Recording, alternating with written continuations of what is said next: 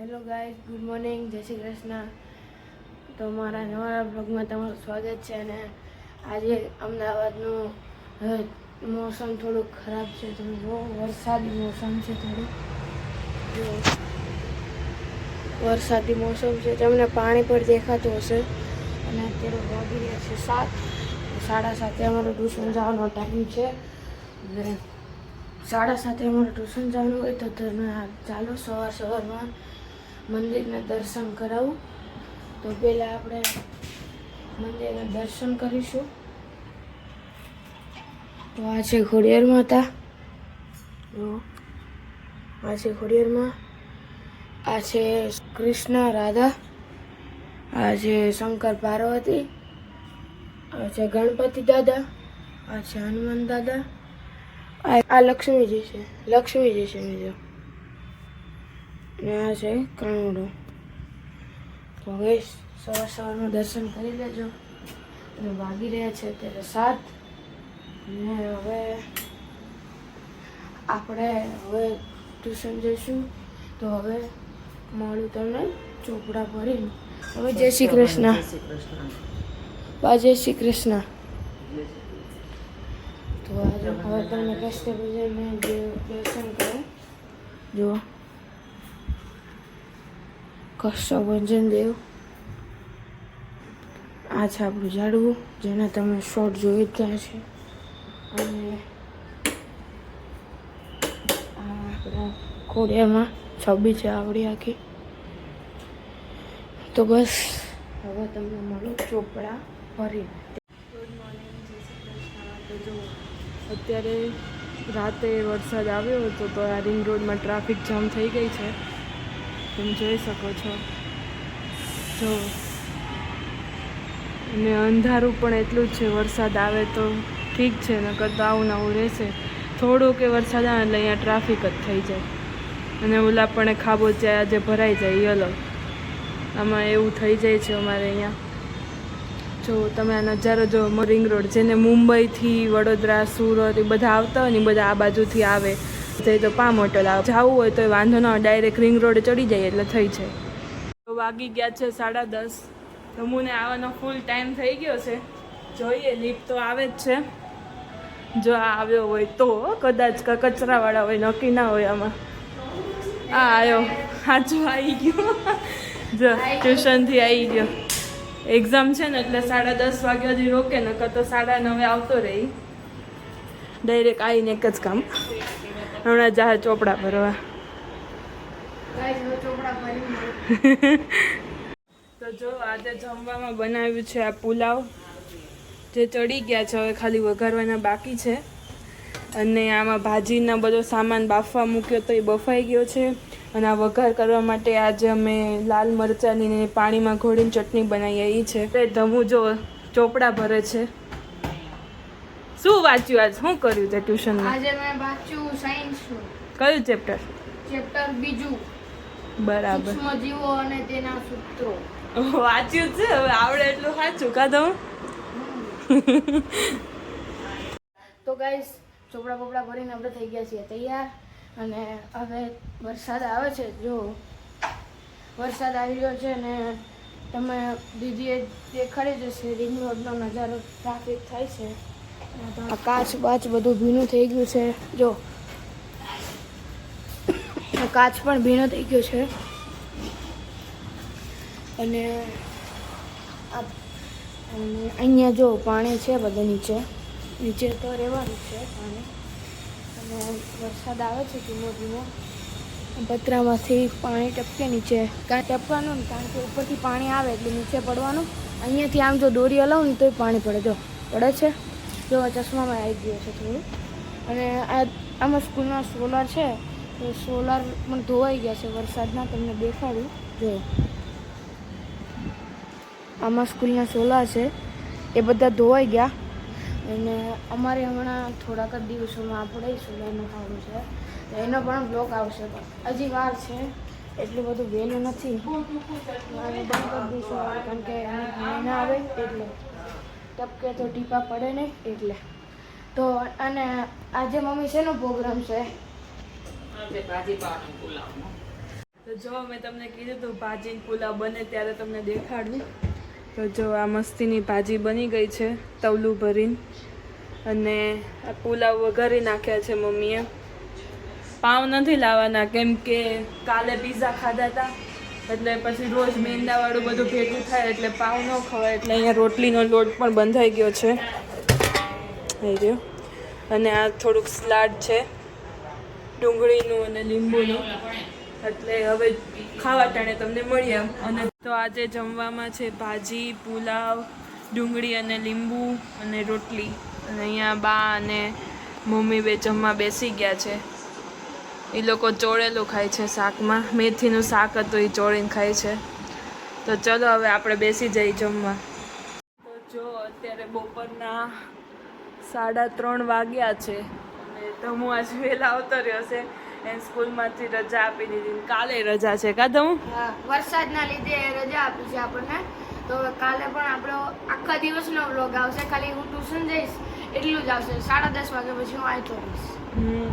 એટલે એને 2 દિવસની રજા. આજે અડધો દિવસ ગયો તો એને રિસેસે નહોતી પડી ને તારે? નહીં, હજી રિસેસ ભરવામાં 15 મિનિટની વાર હતી. ત્યાં તો બધા કોર્ડિનેટર હોય તો કોર્ડિનેટર કેવા આવ્યા કે આજે હાફ ડે તમારે છે વરસાદના લીધે, અને કાલે સ્કૂલે રજા રહેશે, તો કાલે કોઈ આવું નહીં અને આજે હાફ ડે રહેશે એમ.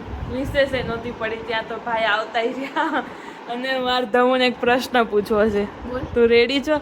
હું એને ક્યાર નહીં કહું તું નવરો થઈ જા પછી હું તને પૂછું એમ. તો એ કે તું મને પહેલાં કે એમ. તો પહેલાં આપણે એને કંઈ કીધું નહીં. હવે જો આ પંકજ છે બરાબર? હા આ પંકજ છે બરાબર. તો આ શું થયું? પંકજ. હા આ પંકજ. તો આને શું કહેવાય? પંકજ. હા સાતડો.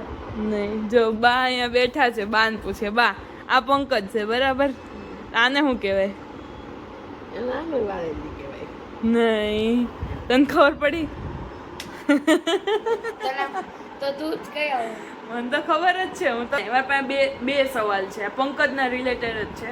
તો આ સવાલનો જવાબ હું તમને મમ્મીને પૂછું, મમ્મીને નહીં આવડે, પપ્પાને પૂછશું એને નહીં આવડે તો હું તમને રાતે દઈશ. અને બીજો એક સવાલ પૂછીશ, એ આના રિલેટેડ જ છે, એટલે ઈ આવડી જાય ને તો કહેવાય.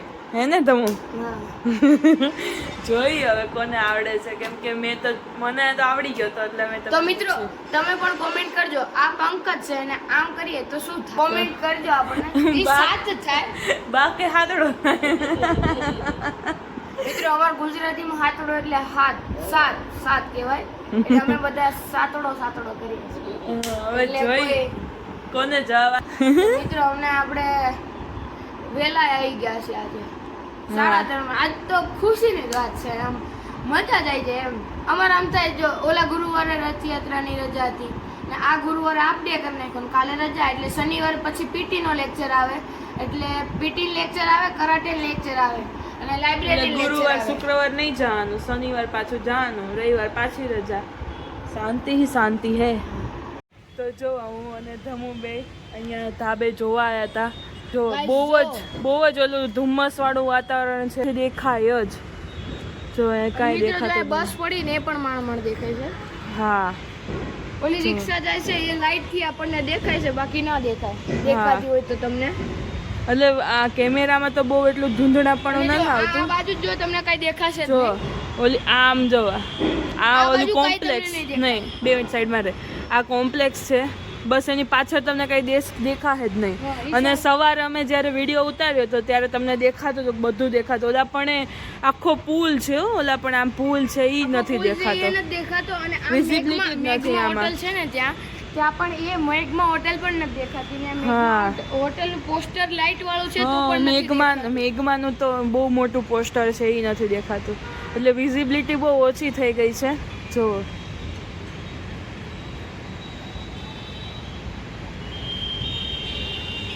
તો અમે થોડાક શોર્ટ લેશું, એ પણ તમને બતાવશું. 15મા માળેથી કંઈક આવું દેખાય છે રિંગ રોડનો વ્યૂ. જો પાણી જ ભરાઈ ગયું બધે. બધા ભાઈ ફસાઈ ગયા છે. જો આ ભાઈ છે એ ફસાઈ ગયા છે. જો તમે ખાલી આખી ટ્રાફિક જામ, અહીંયા આખી ટ્રાફિક જામ થઈ ગઈ છે. તો અત્યારે તો બહુ જ વરસાદ છે. તો અત્યારે જો મમ્મી અહીંયા બેસી ગયા છે. હવે આપણે એનો પ્રશ્ન પૂછવાનો હતો ને પૂછી લઈએ. મમ્મી જો આ પંકજ છે, તો આ શું કહેવાય? કાંઈ નહીં ખબર હોય તો પપ્પા આવે તો એ પપ્પાને પૂછવાનું છે. ખબર હોય પણ નહીં ખબર જ પણ હું રાતે કહી દઈશ. તો કહી દેવાય ને. પણ ત્યાં સુધી તો વિચારવું પડે. તો ગાઈસ અત્યારે આપણે નાહી ધોઈને થઈ ગયા છીએ રેડી. અને દીદીએ મમ્મીને પણ પ્રશ્ન પૂછ્યો પણ ના આવડ્યો. અને અત્યારે બનાવવાનો મમ્મી શેનો પ્રોગ્રામ છે? અત્યારે રાતે વરસાદ છે તો હાંડવાનો પ્રોગ્રામ છે. તમે જોઈ લો, હાંડવો છે. તો મમ્મી હાંડવો બનાવે છે. અને મમ્મી પણ વરસાદમાં નાહવા ગયા હતા, હે ને મમ્મી? મજા આવી? મજા આવી. મમ્મી પણ વરસાદમાં નાહવા ગયા તો બહાર નથી જતા, કારણ કે બહારને મજા નથી આવતી, હે ને બા? ટાઢું લાગે પાણી. પાણી ટાઢું ન લાગે. હું ન નાયો તું ના એટલે તને ન લાગે. મને તો બહુ 2-3 સાટા પડ્યા. તો ગાઈસ થઈ ગઈ છે 2 મિનિટ. અને હવે દીદીની સ્ટાઇલ તમે એક જોઈ લો. કર નહીં સ્ટાઇલ ના કહેવાય, સ્કિલ કહેવાય. સ્કિલ છે એની જોડે જો હરખું થાહે તો અમે થશે. વિડીયોમાં મૂકશું. નકર નહીં મૂકે. જો કે આમ ચડી જ ગયું છે, આમ આપણે ફેરવવાની જ વાર રહી. તો મમ્મીએ તમે આ પહેલાની ક્લિપમાં જોયો છે, મમ્મી આમ કરીને આમ ફેરે, હું એમ ના ફેરવું. જો આમ હોય પછી આમ શું કરી. જો તો રાતના 8:45 વાગવા આવ્યા છે અને અમે ખાઈ પીને નવરા થઈ ગયા છીએ. અને પપ્પા બધા બેસી ગયા છે, કેમ કે આજે વરસાદ છે એટલે હવે કોઈ નીચે તો બેસવા કાંઈ જાય બાય નહીં. એટલે છે ને જો હું તમને પપ્પા હવે આ મેં તમને કીધું હતું પપ્પા અત્યારે આપણે પૂછશું, એ નહીં આવડતો હોય તો આ સવાલનો જવાબ તો હું કહી દઈશ, પણ બીજો સવાલ પૂછીશ ને એનો જવાબ આવતીકાલના બ્લોગમાં મળી જશે. તો જો પપ્પા, જો આ પંકજ છે બરાબર, તો આ શું થયું? એ પંકજને શું થયું કહેવાય? મને નહીં ખબર. તો કોઈને આવડ્યો તો છે નહીં. તો હવે જવાબ કઈ દે. હવે જોઈ તો દીદી આપણને કેવા જઈ રહી છે જવાબ. અને તમને પણ બહુ રાહ જોઈને બેઠા હશો કે શું જવાબ આવે, શું જવાબ આવે. તો આપણને દીદી હવે કહેશે ફાઇનલી. દીદી હવે તું કહી દે. કેવો જ પડશે ને કોઈને. આ પંકજ છે અને આમ થયું એટલે પંકજ ઉદાસ થઈ ગયો કહેવાય આને.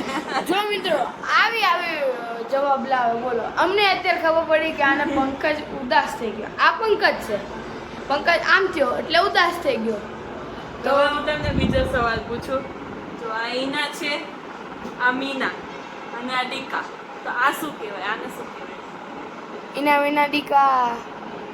જો આને શું કહેવાય તો તમે કમેન્ટમાં જવાબ આપજો. આ ઘરના કોઈ પૂછવાનું નથી, કેમ કે તમને અમારો વિડીયો ગમ્યો હોય તો લાઈક કરજો, શેર કરજો અને સબસ્ક્રાઇબ કરજો. તો કાલે મળીએ નવા વ્લોગ સાથે. અને ત્યાં સુધી હસતા રહેજો અને અમારી ચેનલને ભૂલી ન જતા. જય શ્રી કૃષ્ણ, જય ખોડિયારમાં.